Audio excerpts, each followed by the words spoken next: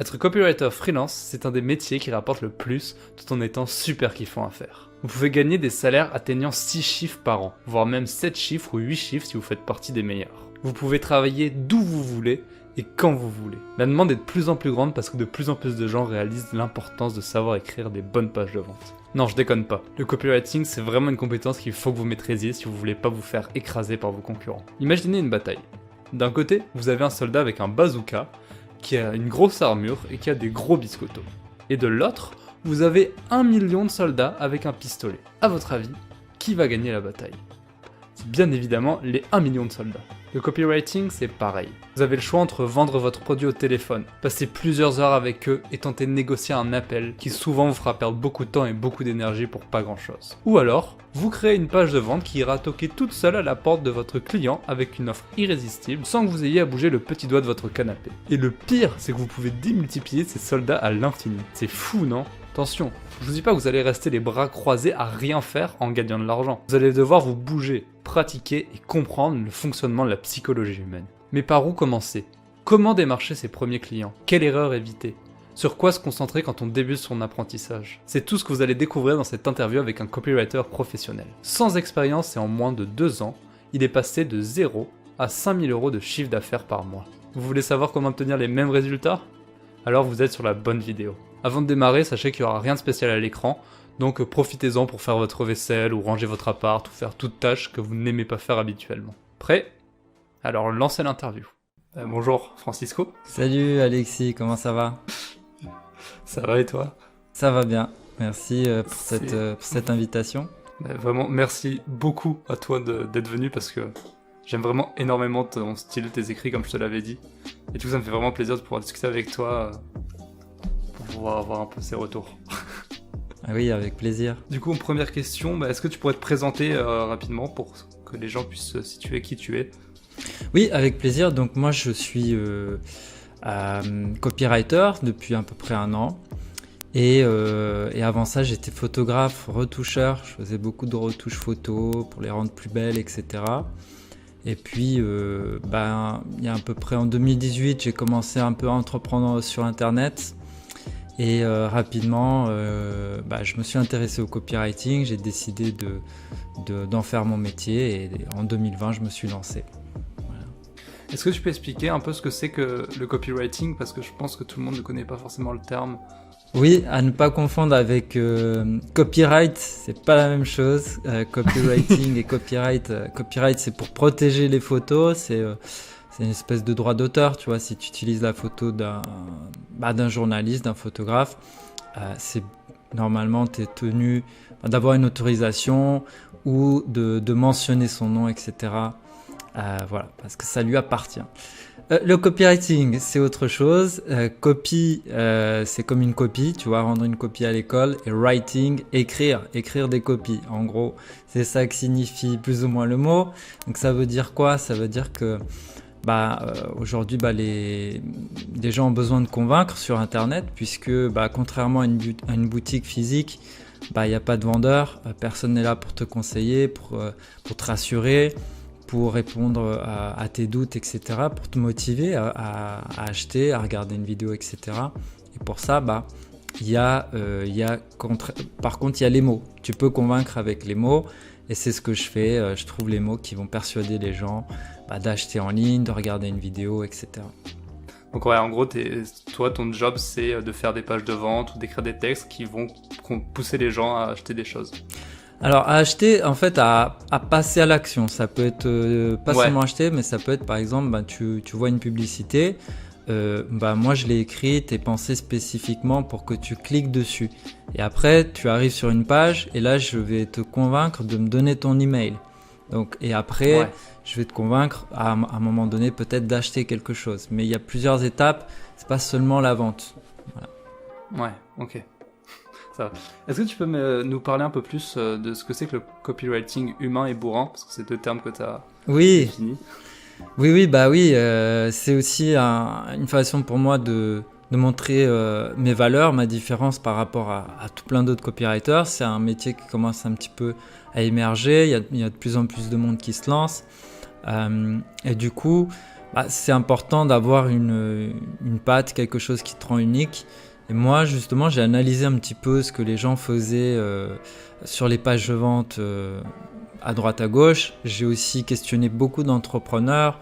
J'ai posé des tas de questions dans des groupes Facebook. Il y avait plein d'entrepreneurs pour comprendre un petit peu les choses qu'ils aimaient dans le marketing et ce qu'ils détestaient. Et ce qu'ils détestaient, c'était un petit peu la vente bourrine, un peu poussive, où on va te faire des promesses grandiloquentes, où on va te faire plein de promos, te culpabiliser en te disant si tu passes pas à l'action, tu vas pas réussir dans ta vie, etc. Bon, toutes ces choses, j'ai compris que ça plaisait pas. Et moi, ça tombait bien parce que moi, ça me plaisait pas non plus. Et du coup, c'est là où j'ai développé la partie humaine du copywriting, où je mets l'être humain au cœur et au centre de mes préoccupations. Donc, je m'intéresse véritablement aux personnes pour comprendre, écoute, c'est quoi tes freins, c'est quoi tes motivations, pour enfin pouvoir trouver les mots qui vendent. Voilà. Ok, ouais. T'es vraiment sur un côté authentique, parler à l'être humain plutôt que de la surenchère. Oui, c'est ça. Il y avait le bourrin, il va mettre beaucoup d'artifices. Il va mettre, par exemple, une petite pop-up qui est sur la page qui dit Jean-Michel, Côte d'Azur vient d'acheter cette formation. Et tout de suite après, il y a une nouvelle pop-up. Maintenant, c'est Céline de Paris qui vient de l'acheter. Allez, vas-y. Bon, ça peut fonctionner, mais pour moi, il n'y a rien de tel que trouver vraiment la raison pour laquelle tu as envie d'acheter et les raisons pour lesquelles tu n'as pas envie d'acheter. Et moi, je vais te convaincre, en fait, entre guillemets, t'as tort et tu devrais plutôt acheter le produit, tu vois. Mais voilà, je t'amène à penser comme moi, et c'est en écrivant que j'y arrive. Plutôt qu'avec des petites techniques, voilà, des choses comme ça. Comme on l'a vu, celle de tout à l'heure. Et du coup, pourquoi est-ce que toi, tu as choisi de faire ce métier, d'être copywriter ? Moi, ce qui m'a plu déjà, c'était la psychologie humaine. J'ai trouvé ça passionnant. Ça m'intéressait beaucoup déjà aussi pour comprendre moi, ma façon de réfléchir, de prendre mes décisions, la manière dont moi j'étais aussi influencé par plein de choses. Tu vois, je suis comme tout le monde, je suis un consommateur, j'achète des trucs parce que, entre guillemets, c'est pas que je me fais avoir, mais je me laisse convaincre et voilà, et c'est pas dérangeant. Moi, j'aime bien acheter des tas de trucs. Voilà, donc ça m'intéressait de comprendre en fait comment fonctionnaient les pensées, comment je réfléchissais, comment je prenais mes décisions.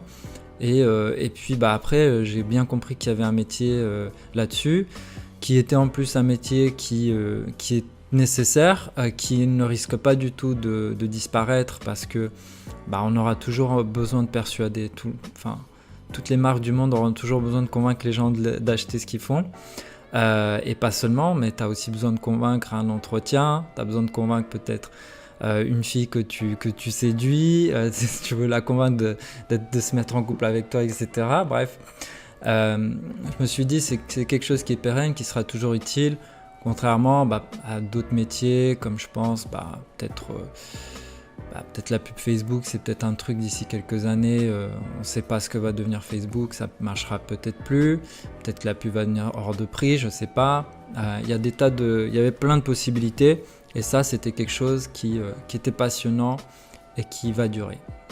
C'était deux critères importants. Du coup, tu fais ça parce que c'est basé sur la psychologie, et du coup, la psychologie humaine, elle ne change pas. Et vraiment parce que t'aimes ce truc de comprendre l'être humain et comprendre comment il fonctionne. Oui, et puis il y a un autre aspect qui est intéressant, c'est que comme j'ai des clients de plein de domaines, après je les choisis, des fois si le domaine ne m'intéresse pas, je ne prends pas le job. Et là, par exemple, hier, j'ai signé, il y a un nouveau client qui a signé avec moi, et il est dans le domaine de l'alimentation, comment manger mieux, etc., comment perdre du poids. Enfin, il est dans la perte de poids. Bon, moi, c'est pas vraiment ce qui m'intéresse. Je n'ai pas spécialement envie de perdre du poids, mais par contre, les conseils qu'il donne dans ses formations, je vais pouvoir les suivre pour apprendre justement à mieux manger, etc. Donc ça va être, tu vois, c'est vraiment gagnant-gagnant pour moi. Je peux apprendre plein de choses sur plein de domaines. Moi, j'aime bien m'intéresser à plein de choses, donc c'est parfait. Ouais, j'avais vu ça dans une interview, tu disais que tu avais fait... ton autre client faisait du minimalisme. Oui. J'ai l'impression que t'aimes bien tout ce qui est santé, développement personnel, tout ça. Oui. Oui. Mais d'autres sujets, hein, j'ai écrit pour la bourse. Maintenant, j'ai aussi un nouveau client là pour la bourse. J'ai investi moi-même en bourse depuis un moment et ça me passionne aussi. Et du coup, j'apprends. Tu vois, je suis dans les coulisses. Je peux voir un petit peu les formations que normalement tu devrais acheter. Moi, je les ai gratuitement. Je peux les consulter. Enfin, je dois les consulter pour bien comprendre ce que je vends, forcément. Je peux pas te pitcher un produit, te dire qu'il est génial sans jamais l'avoir vu et testé. Quoi qu'il y en a qui font ça, mais voilà. Moi, je sais pas, il y a des copywriters, ils t'écrivent en 2-3 jours, ils t'écrivent une page de vente. Déjà, pour visionner, je sais pas combien de vidéos en 3 jours, enfin, c'est pas humain. Tu comprends plus rien au bout de 3-4 vidéos. T'es déjà fatigué. C'est des vidéos de formation. Enfin, c'est dense, etc. Mais bon, c'est un autre sujet. Clairement. Toi, tu fais ça plus sur le long terme. Tu prends le temps de bien entrer en profondeur dans la psychologie du client. Oui, bien sûr. Aujourd'hui, ça prend plus de temps que ça prendra d'ici 2, 3, 4, 5 ans. Parce que, tu vois, la nutrition, j'y connais pas encore grand-chose. Mais le prochain client en nutrition, je pourrais lui dire, écoute, oui, je vois plus ou moins, je connais un peu le marché, etc. Le prochain client en bourse, je connais le marché maintenant. Donc, la première, deuxième, troisième année, peut-être que tu vas pas pouvoir délivrer les pages aussi vite que que tous les clients souhaiteraient. Certains, ils ont bien compris que c'est mieux de faire bien les choses. Mais sur le long terme, je peux devenir beaucoup plus efficace. En termes de formation, comment est-ce que toi, tu t'es formé en tant que copywriter ? Alors, je me suis formé en suivant une formation de Marketing Mania de Stan Leloup qui s'appelle Copywriting Mania. J'ai suivi cette formation, j'ai écouté aussi tous ses podcasts sur la psychologie humaine. J'ai lu beaucoup de livres qu'il a recommandés. Et puis ensuite, j'ai engagé aussi un coach qui était lui-même copywriter pour que il me donne des conseils justement sur mes textes. Moi, j'ai beaucoup pratiqué ensuite. Il y a eu la phase d'apprentissage et après, il y a la phase de la pratique qui était parfois aussi en même temps, tu vois. Donc après, j'ai pratiqué. J'avais mon coach qui me corrigeait, un peu comme un prof à l'école. Tu vois, tu fais tes...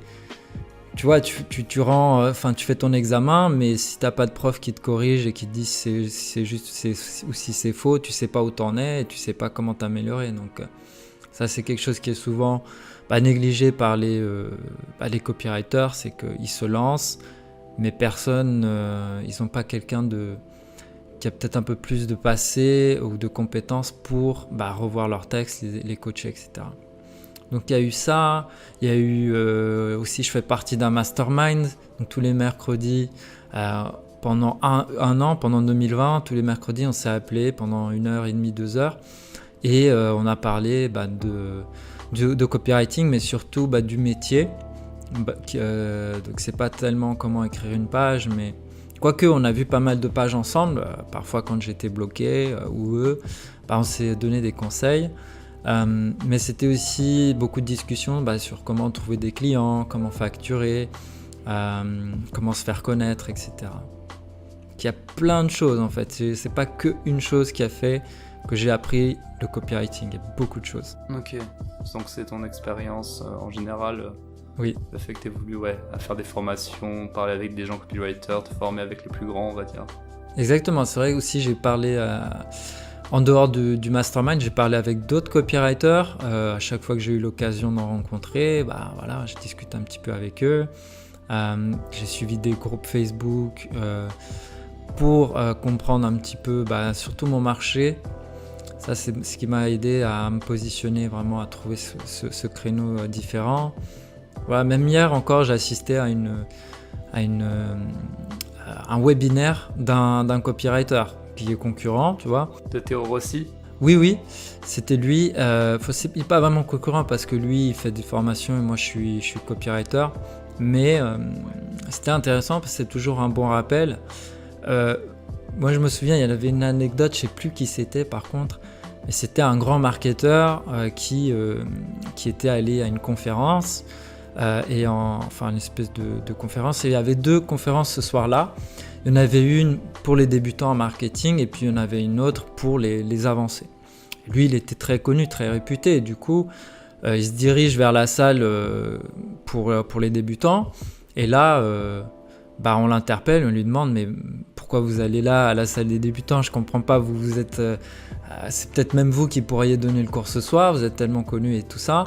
Pourquoi vous n'avez pas dans le... Enfin, vous êtes sûrement trompé, la salle des personnes avancées en marketing, c'est là. » Et lui dit « Non, je vais à la salle des débutants parce que si j'ai loupé les bases, je suis dans la merde, quoi. Donc, je préfère revoir bien les bases, être bien sûr que je me suis pas planté. Parce qu'en fait, si tu te plantes sur un truc de base, tout est foutu, en fait. Ça sert à rien d'essayer d'apprendre des petites techniques pour perfectionner le 1% ou 2%, faire 2% mieux. Au mieux de travailler ce qui fait le 20-80. Et donc, les bases. C'est pour ça que je suis allé à cette conférence pour voir, ok... Ça me fait une bonne révision des fondamentaux de ce qui est vraiment important. C'est pas que j'ai appris beaucoup de choses, mais surtout, ça m'a fait une révision. Voilà. Ouais. Que tu t'es dit, ok, c'est bon, les principes sont maîtrisés, quoi. Ok, et ça fait un rappel. Oublie pas, oui. Appeler les gens au téléphone, c'était un des conseils qu'il avait donné. Étudier à fond la cible. Trouver un positionnement qui soit différent. Qu'est-ce qu'il y avait d'autre comme conseil c'était à peu près, je me souviens plus trop, mais toi tu y étais aussi? J'ai regardé, j'ai pas tout regardé parce que je suis tombé dessus par hasard pendant que je faisais autre chose, mais je suis arrivé au moment où il parlait avec retourner le couteau dans la plaie et Exactement. après peindre le rêve, il appelait ça, je crois. Ouais. Exactement, aussi c'était intéressant parce qu'aussi je me suis rendu compte que nous tous on utilise à peu près les mêmes choses. Tu vois, lui, ce qu'il disait, oui, remuer le couteau dans la plaie. En gros, c'est sur la page de vente, tu vas parler du problème au début et tu vas remuer le couteau dans la plaie. Tu vas vraiment montrer, ok, aujourd'hui, peut-être que vous avez envie de perdre du poids, mais vous voyez à quel point c'est difficile. À chaque fois que vous regardez dans le miroir, d'ailleurs, vous n'avez pas trop envie de le faire. Chaque fois que vous êtes dans la rue, vous avez l'impression que tout le monde vous regarde, etc. C'était les exemples un peu qu'il donnait.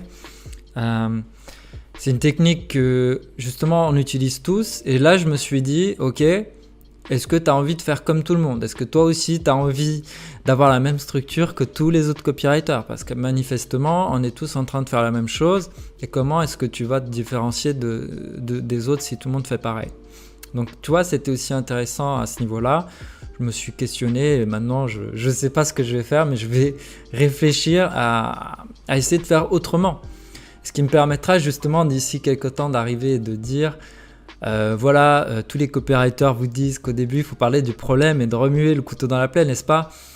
Ok, on est d'accord avec ça, ça fonctionne, ça a fonctionné un temps, mais vous en avez peut-être marre parce que à force de tout le temps servir la même soupe aux gens, ils en ont peut-être un peu ras-le-bol. Moi, j'ai développé une autre structure, blablabla, etc. Tu vois un peu comment je réfléchis. Clairement. Et ça, en fait, comme tu disais, tu repars des bases, mais tu essayes de restructurer les bases d'une autre manière pour créer une nouvelle structure.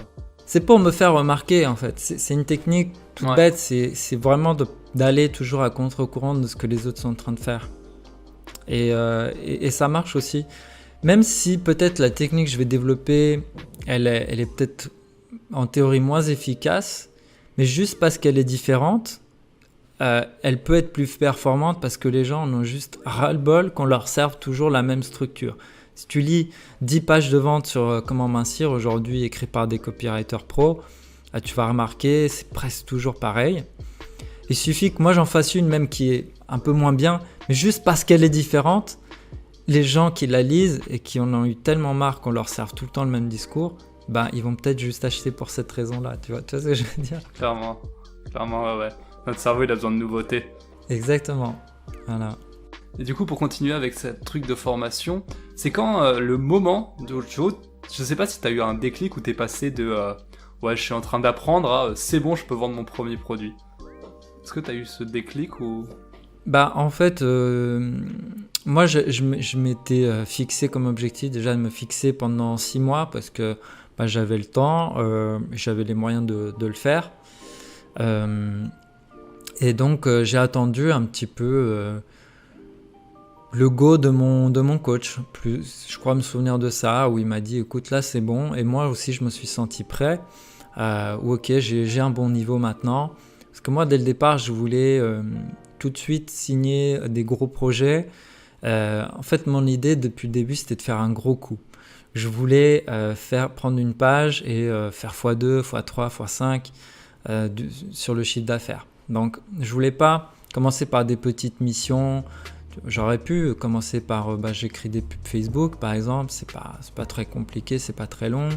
J'aurais pu écrire des pages de capture ou écrire des descriptions YouTube, des titres pour YouTube, tu vois, c'est des petits textes. Voilà, j'aurais pu faire ça. Moi, c'est pas ce que j'ai voulu vraiment prendre le temps de bien apprendre, beaucoup pratiquer, pouvoir ensuite montrer aux gens, regarde, j'ai écrit plein d'emails, tu peux les lire, tu peux voir, ils sont bons. Donc ça les a convaincus après pour me filer un bon projet, pour que je puisse vraiment m'exprimer, montrer ce que je valais, quoi. Ok. Et ça t'a pris combien de temps, tu dirais, à apprendre tout ça? Là, j'ai pris 6 mois spécifiquement pour ça. Ok, au total. Pour apprendre, ouais. Okay. Bon, après, je m'arrête jamais d'apprendre, hein. Comme tu as vu, encore hier, je regardais une conférence, tu vois. Donc, Ouais, non, mais c'était pour donner une ordre d'idée pour les gens qui nous écoutent, pour voir combien de temps ça te mettrait à développer au moins une bonne base en tant que copywriter. Ouais, comme je disais, après, ça dépend de tes objectifs. Hein. Si tu veux, tu peux commencer tout de suite. Si tu veux... voilà, moi, j'en ai vu Je me souviens d'une fois, j'avais quelqu'un qui était dans ma liste email, qui m'a pris un rendez-vous pour me demander des conseils sur son business, sur la productivité. Là, on parle du business, etc. J'étais tellement passionné par le copywriting qu'à la fin, il m'a dit, écoute, en fait, je crois que je vais laisser tomber mon business sur la productivité, je vais plutôt devenir copywriter. Du coup, le lendemain, il avait changé son profil et il avait mis copywriter. Donc, il a commencé du jour au lendemain. Pourquoi pas ? Après, voilà, moi je vise pas les clients qui vont prendre un copywriter comme ça, mais il y en a qui sont prêts à prendre des personnes comme ça parce qu'ils ont peut-être pas les moyens de payer quelqu'un comme moi, peut-être qu'ils sont aussi au début d'un projet et puis que peut-être qu'ils se détestent juste écrire et juste d'avoir quelqu'un qui écrit pour eux, c'est déjà un soulagement, même si c'est pas au niveau d'un copywriter qui a plus d'expérience comme moi, qui s'était formé pendant 6 mois. Et voilà, ça enlève l'épine du pied, j'ai plus jamais à écrire. Ce mec-là, il s'en occupe. En plus, il est pas trop cher, voire il est gratuit. Voilà. Donc, voilà, tout ça pour dire que tu peux te lancer quand tu veux, en gros. Ça dépend de tes objectifs. Est-ce que tu penses qu'un diplôme, c'est nécessaire ou... Enfin, non, du coup, c'est pas nécessaire parce que tu le fais sans diplôme, mais est-ce que tu penses que ça peut aider ou pas forcément ? Je pense que ça peut aider si tu veux travailler pour une entreprise, par exemple, une maison d'édition, ça peut être intéressant. Moi, là, en ce moment, je travaille pour une maison d'édition. J'ai encore un rendez-vous cette semaine pour une autre maison d'édition. Donc, c'est des entreprises avec des salariés, avec des bureaux. Voilà, donc c'est des mecs qui, eux, regardent peut-être plus ton CV, tes diplômes et tout. Quoique moi, l'entretien que j'ai eu j'ai eu un entretien un peu comme un entretien d'embauche, tu vois, avec cette maison d'édition. Lui, justement, il m'a posé la question parce que j'avais fait des études en marketing avant de me lancer et tout. Il m'a dit, bon, on est d'accord, les diplômes, ça sert à rien. Toi, c'est ce que tu as appris sur le terrain. Donc lui, il était plus dans mon camp, entre guillemets. Ouais. Mais je pense qu'il y a des maisons d'édition qui, eux... je sais qu'il y a des formations, alors en France ça s'appelle concepteur-rédacteur. Ouais. Voilà.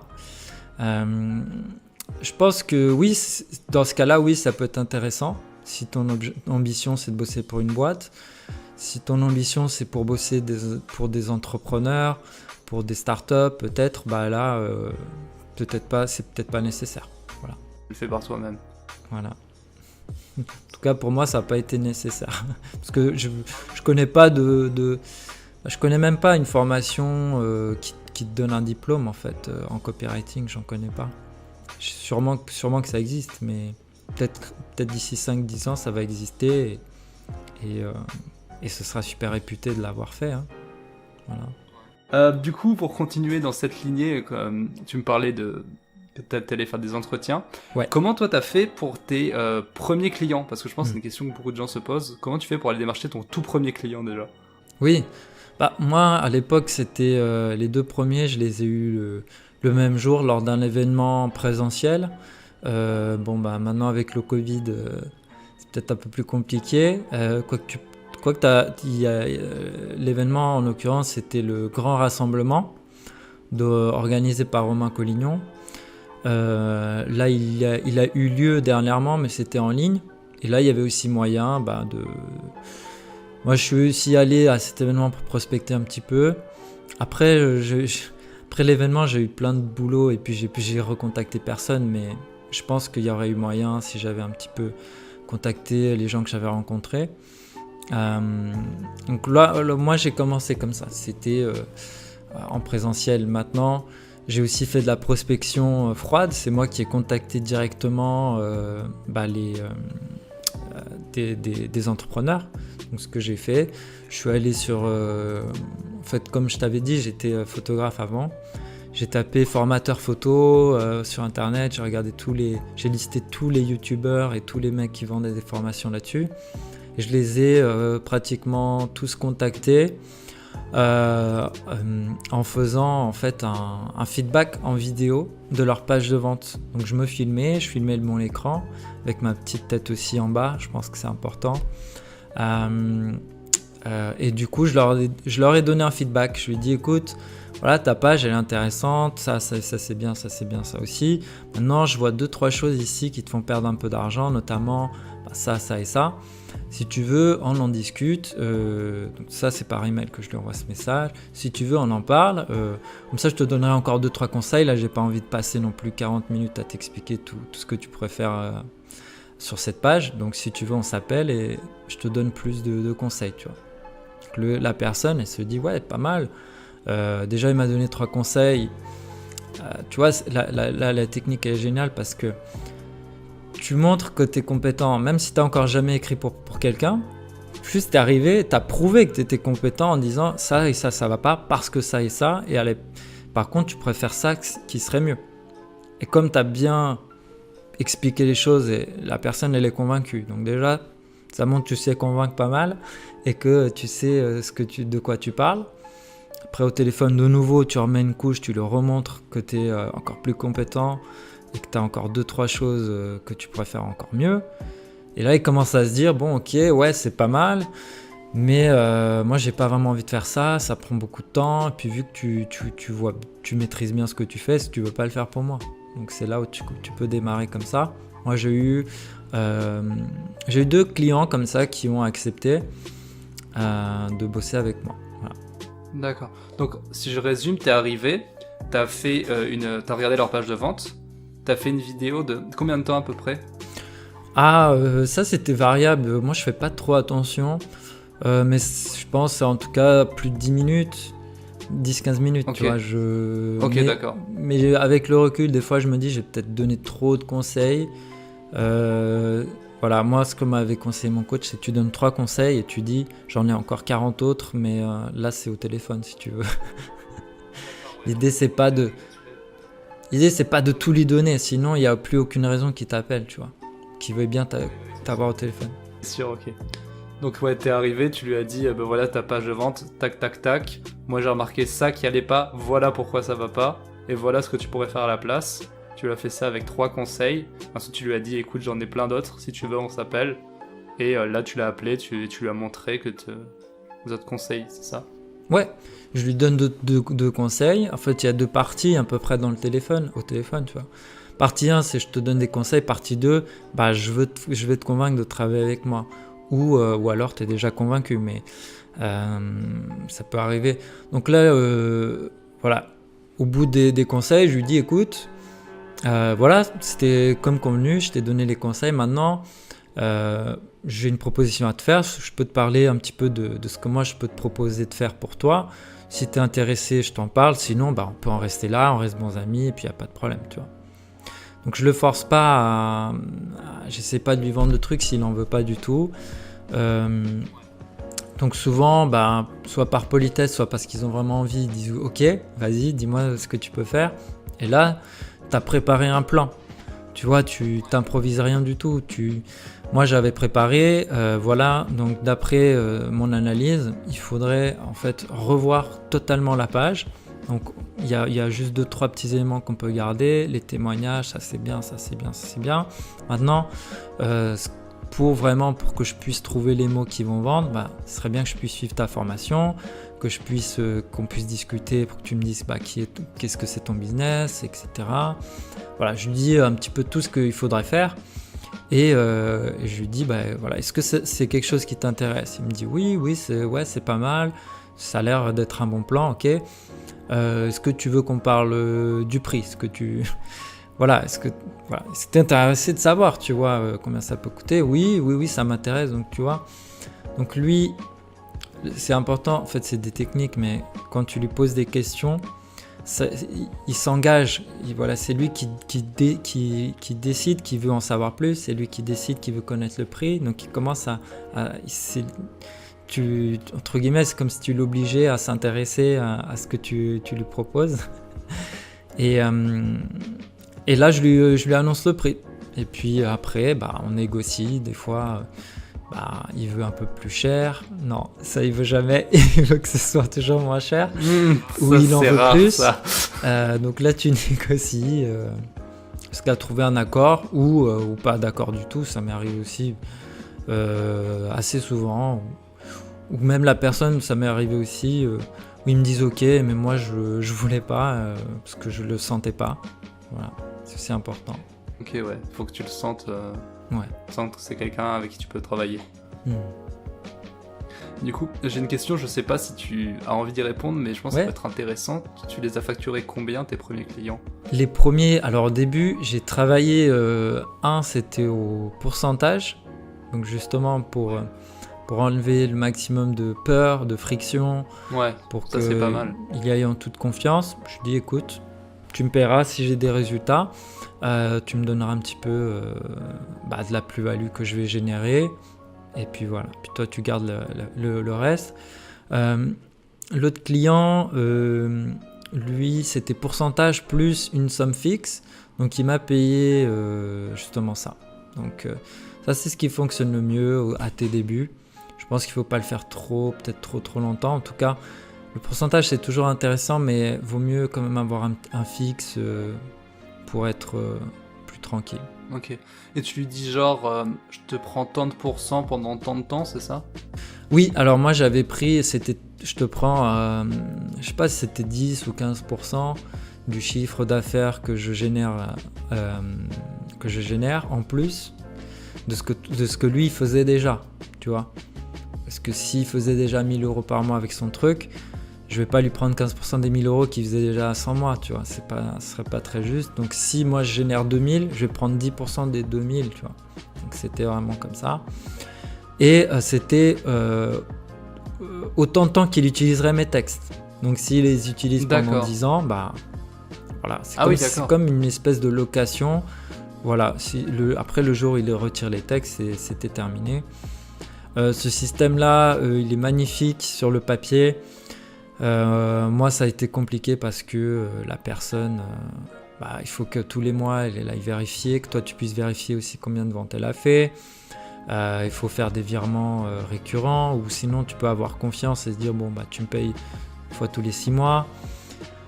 Bon, moi, ce que j'ai fait avec cette personne, c'est que je lui ai dit, écoute, moi, c'est trop compliqué de vérifier tout ça. Je te propose plutôt de me faire un beau témoignage et de me faire un virement. Et puis, et puis comme ça, on arrête là. Tu gardes le matériel et puis voilà. Donc, depuis, j'ai plus expérimenté ça. Si je devais faire de nouveau au pourcentage, je le ferais que sur un lancement. Par exemple, on lance une formation. La première semaine, je prendrai un pourcentage et après, on n'en parle plus. Tu vois. Ouais, c'est sûr, c'est plus pratique. Voilà. Mais du coup, tu prendras un pourcentage plus élevé, je suppose. Oui. Bah justement, c'est quelque chose que j'ai proposé hier au client que j'ai eu hier. Finalement, il a préféré prendre le fixe, mais c'était dans cette formule-là. Voilà. Au tout début de ta carrière, c'est quoi les problèmes que tu as rencontrés? Le ou les problèmes principaux? La plus grande difficulté pour moi, c'était peut-être de trouver une méthode pour écrire. Tu vois, j'avais pas vraiment un système, c'était un peu brouillon, chaotique. Tu vois, est-ce que je commence par faire un sondage? Est-ce que où est-ce que je trouve les informations sur les gens? Voilà, j'avais pas un processus bien clair. Est-ce que je suis d'abord la formation? Est-ce que je m'intéresse aux gens? Est-ce que je discute plus avec l'entrepreneur pour comprendre ce qu'il fait, etc. Voilà, j'avais pas ce système-là, donc c'était un peu chaotique. Après, deuxième difficulté, c'était un petit peu trouver les clients à chaque fois. Et aussi, au moment de parler de l'argent, c'est un petit peu compliqué pour moi à l'époque, parce que peut-être je doutais un petit peu de mes capacités, etc. Mais voilà, entre-temps, ça s'est arrangé. Et voilà, au début, quand tu annonces, c'est 1 000 €. Pour toi, c'est une belle somme. Tu vois, pour moi, à l'époque, ça me paraissait énorme et tout. Mais bon, c'est ce que j'estimais que ça valait. Mais bon, tu vois, j'étais un petit peu stressé, quoi, à ces moments-là. Et ouais. Je pense que ça se ressent. Et du coup, c'était un peu plus dur. Et du coup, pour résoudre ce problème là, d'annoncer l'argent et de trouver tes premiers clients, c'est avec l'expérience, c'est ça? Oui, c'est ça. C'est l'expérience. C'est en prenant confiance. Moi, j'ai fait au-delà du copywriting, j'ai fait aussi un atelier de développement personnel pendant toute l'année 2020 pratiquement, qui m'a justement permis de passer pendant les 10 premiers mois, je devais être à 1 500 € de chiffre d'affaires, et octobre, novembre, décembre, je suis passé à 5 000 par mois, et maintenant là en janvier, hier, j'ai signé mon plus gros devis qui était à 3 000 €. J'ai aussi un nouveau job qui va commencer à peu près à 2 000. Donc, j'ai déjà dépassé mon chiffre d'affaires. Et j'ai aussi 2 nouvelles clientes en coaching qui ont signé pour des coachings à 790 €. L'une à... Ouais, moi, j'ai... tu vas mettre ça en ligne, mais moi, j'ai des prix. Je teste des prix pour le même produit. Donc il y a une cliente qui a payé un peu plus que l'autre. Je regarde un peu les prix qui marchent le mieux, tu vois. Ça, c'est une technique super importante. C'est que tu sais pas vraiment combien ça vaut. C'est les gens qui décident en fait. Donc une page, tu peux la vendre 1000 comme tu peux la vendre 2000. Ça dépend de la personne, tu vois. Ouais, mais au final, je pense que c'est pas un problème. Enfin, tu vois, les gens, ils comprennent. C'est juste, Oui. Toi, tu regardes, c'est en fonction de la demande, de l'offre et le marché. Oui. Si jamais il y a personne qui vient chez toi, c'est que ton truc est trop cher ou que ça intéresse pas. Si jamais tu descends et que tu vois que tout le monde vient, c'était juste que ton truc est intéressant, mais que c'était pas assez cher, quoi. Oui, et des fois, tu montes les prix. En fait, t'as plus de gens qui viennent parce que ils ont l'impression que t'es plus compétent, que t'es plus sérieux, que t'es pas un guignol qui vient de commencer. Donc tout ça pour te dire, ouais, c'est que mon chiffre d'affaires a beaucoup évolué par rapport à mon développement personnel, à ma confiance en moi, etc. C'est proportionnel. Ton chiffre d'affaires, entre guillemets, pour moi, il a été proportionnel à mon développement personnel. Et pour les stratégies, parce que tu m'as dit que tu avais eu du mal à trouver des stratégies, ça, t'as résolu ça en achetant des formations ou alors c'était avec l'expérience aussi? L'expérience, la méthode c'était expérience et apprentissage. J'ai appris de mes erreurs. Voilà, j'ai appris, tiens, ça c'est important de le faire avant ça. Je peux pas écrire ça si je sais pas encore qui est l'avatar. Je peux pas trouver l'angle de la page de vente si j'ai pas encore étudié un petit peu la concurrence, etc. Donc j'ai trouvé, de fil en aiguille, j'ai trouvé ma méthode. C'est une méthode d'ailleurs que j'explique en détail et en vidéo dans mes emails quotidiens. Je sais plus si c'était avec toi que j'avais dit, parce que quelqu'un m'avait demandé ma méthode dernièrement. Je sais plus si c'était toi, où j'avais expliqué qu'à un moment donné dans mes emails j'explique et je montre comment je fais. Voilà, au passage. Du coup, tu m'as parlé d'erreurs, c'était quoi tes erreurs quand tu as débuté? Mes erreurs, c'était de pas me faire payer assez cher, je pense au début. Je pense, c'était ça. En même temps, voilà, j'étais pas la même personne que je suis aujourd'hui, tu vois. J'ai fait ce que j'ai pu avec le niveau de conscience que j'avais à l'époque, de connaissances. Donc je pense que j'ai accepté, tu vois, ces premiers jobs au pourcentage. Après finalement, j'ai pas eu le pourcentage. J'ai préféré prendre un témoignage plus un fixe et puis on n'en parlait plus. C'était plus à ce niveau-là. Oui, je pense que c'est important dès le début peut-être de vraiment bien se faire payer. Quitte à travailler beaucoup plus et même pas être du tout rentable par rapport au temps que toi tu vas passer. Mais au moins, moi j'aurais préféré limite être payé ces 2 premiers jobs 1 000 € et avoir sacrifié entre guillemets mes week-ends, mes soirées, tout en travaillant toute ma journée, tu vois, pour justifier ces 1 000 € que je travaille au pourcentage et puis je travaille un peu moins et je suis moins motivé aussi, etc. Si tu devais donner un conseil aux gens qui nous écoutent, qui pourraient appliquer immédiatement pour améliorer leur texte, tu leur dirais quoi ? Je leur dirais, parler à votre audience, parler aux gens qui vous suivent, de toutes les manières possibles. Donc, au téléphone, si vous pouvez les rencontrer en présentiel, c'est super. Si vous pouvez échanger avec eux par message, par email, créer un groupe Facebook. Moi j'ai vraiment une personne qui fait ça à merveille, qui est Stan Leloup. Pour moi, c'est vraiment un petit peu entre guillemets mon mentor, tu vois, c'est avec lui que j'ai tout découvert et qui m'a motivé à me lancer. Voilà. Et moi, je suis personne d'autre à part lui depuis peut-être. D'ailleurs, j'ai fait un email à ce propos. J'expliquais que j'ai arrêté de suivre tout le monde. Sur les réseaux pour suivre qu'une personne, voire 2 maximum. Et lui, justement, qu'est-ce qu'il faisait ? C'est qu'il expliquait, à l'époque, quand il avait un business sur la séduction, il envoyait un email à ses abonnés pour dire, écoute, cet après-midi, je vais être dans tel café de Paris. Si vous voulez passer, comme ça, on peut boire un verre et discuter un petit peu. Pourquoi il faisait ça, tu vois ?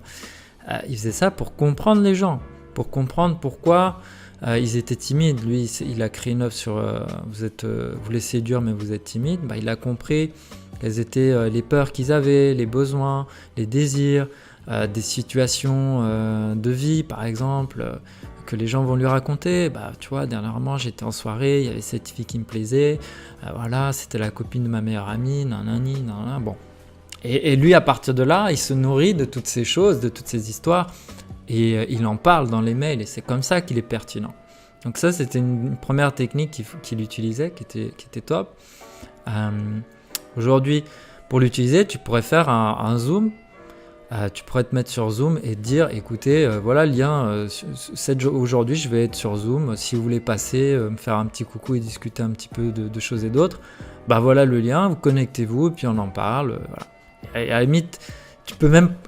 je viens d'y penser, mais c'est une putain d'idée. Je viens de développer là en direct.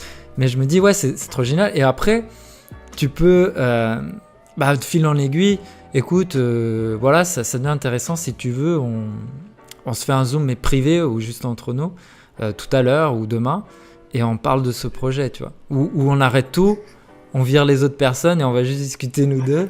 Parce que là, ça devient intéressant, tu vois. Et ça, c'est une idée que je viens d'avoir. Après, autre idée que lui il fait, c'est dès que tu achètes une de ses formations, la promesse, c'est qu'il te répondra à toutes tes questions de manière illimitée et à vie, tu vois. Et il le fait en vidéo à chaque fois. Donc maintenant, au début, les réponses, elles étaient qu'il donnait, elles étaient très exhaustives et il prenait vraiment le temps. Aujourd'hui, ça va beaucoup plus vite. Mais il en est à plus de 1000 réponses à des questions de ses clients. Pourquoi il fait ça, tu vois ? Pourquoi c'est vraiment le cauchemar pour tous les gens qui sont sur Internet, tous les entrepreneurs, c'est devoir répondre à des questions. C'est parce qu'eux, ils veulent travailler 4 heures par semaine, avoir des revenus passifs. Alors que lui, il pourrait juste vendre des formations et il prendrait l'argent, tu vois. Pourquoi il fait ce service de toutes les semaines, devoir se mettre devant l'ordi, répondre aux questions de tout le monde, etc. Tu vois, on peut trouver ça, ça lui rapporte pas plus d'argent que ça, tu vois. Mais pourquoi il le fait ? Il le fait parce que il va connaître mieux que n'importe qui les gens. Et à force de répondre à toutes leurs questions, il comprend les problèmes qu'ils ont. Et quand tu comprends mieux les problèmes des gens, tu peux mieux les résoudre. Et tu peux mieux en parler. Et tu peux mieux trouver les mots pour convaincre. Et c'est pour ça que tu lis ses mails, tu regardes ses vidéos, tu regardes tout ce qu'il crée. Et tu as l'impression qu'il est dans ton cerveau, il te comprend mieux que les autres. Et c'est pour ça que tu as envie d'acheter chez lui. Donc voilà, mon conseil, parlez à votre audience et ne faites presque rien d'autre. Enfin, en gros, c'est le 20-80, c'est 80% du temps tu vas parler avec les gens, 20% du temps tu vas créer du contenu par rapport à ce que tu as appris de ces gens, et c'est là où tu vas trouver les mots. Les gens ils trouvent pas les mots, ils pensent qu'ils savent pas écrire. C'est pas qu'ils savent pas écrire parce que tout le monde sait écrire. C'est juste que tu sais pas quoi écrire parce que tu connais pas les gens, tu sais pas ce qu'ils ont dans leur tête. C'est normal que tu saches pas écrire, c'est juste ça. Et du coup si tu veux faire par exemple une bonne vidéo YouTube qui parle à ton audience, bah c'est genre tu te mets devant ta feuille, tu t'imagines que tu parles littéralement aux gens à qui t'es allé parler. Exactement. Bah par exemple une méthode que j'ai utilisée pour écrire mes emails consistait à aller sur des groupes Facebook, de reprendre les questions des gens, notamment sur le copywriting ou persuasion. Je faisais un screenshot de la question, je la mettais sur mon mail et ensuite je répondais dans mon mail. Et ensuite j'allais dire à la personne Michel, là t'avais posé la question là, tu te souviens ? J'ai répondu dans un mail, si tu veux, vas-y va regarder. Donc il allait regarder, au passage plein d'autres personnes allaient regarder aussi, et du coup j'ai pu développer aussi un petit peu ma liste comme ça. Mais donc je répondais à des questions réelles, de personnes réelles, de cas concrets réels, et je fantasmais pas mes trucs, j'étais pas là. Ah ouais, je pourrais écrire quoi aujourd'hui ? Ah ouais, peut-être je pourrais parler de ça ou ça. Non, je faisais pas vraiment comme ça. Au bout d'un moment, tu peux, parce qu'à un moment donné, tu connais tellement bien les gens que tu peux faire ça. T'as plus besoin d'aller chercher les idées à droite à gauche. Moi, je faisais ça à mes débuts parce que j'étais pas beaucoup en contact avec les entrepreneurs. Maintenant, je les ai au téléphone, je bosse pour eux, etc. J'ai moins besoin de faire ça. Bah écoute, pour finir, où est-ce qu'on peut te retrouver ? Vous pouvez me retrouver sur mon site systemmarketing.fr. Donc là, je vous invite à vous abonner à ma newsletter dans laquelle je raconte, là si vous inscrivez encore aujourd'hui, vous allez recevoir un peu les emails que j'écrivais à mes débuts, où je raconte vraiment toute mon épopée, toute l'histoire, comment ça s'est un petit peu passé. Sinon, il y a aussi mon blog, vous pouvez consulter les emails, une grande partie sont déjà là. Voilà, si vous ne voulez pas vous inscrire. Bon, je pense que c'est une erreur, mais vous pouvez les consulter déjà comme ça pour faire un avis. Après, vous pouvez me retrouver sur Instagram. Normalement, le mieux c'est d'aller sur le site. Il y aura ma page Facebook et le lien pour ma page Facebook et pour mon Insta aussi dessus. Mais là où je crée de contenu, c'est dans mes emails. Voilà. Insta, Facebook, c'est là, mais c'est pas hyper développé. Je vous mettrai le lien en description, comme ça, ça sera plus facile pour tout le monde. Ça va, écoute, merci beaucoup d'avoir pris de ton temps pour venir me parler et me raconter tout ça.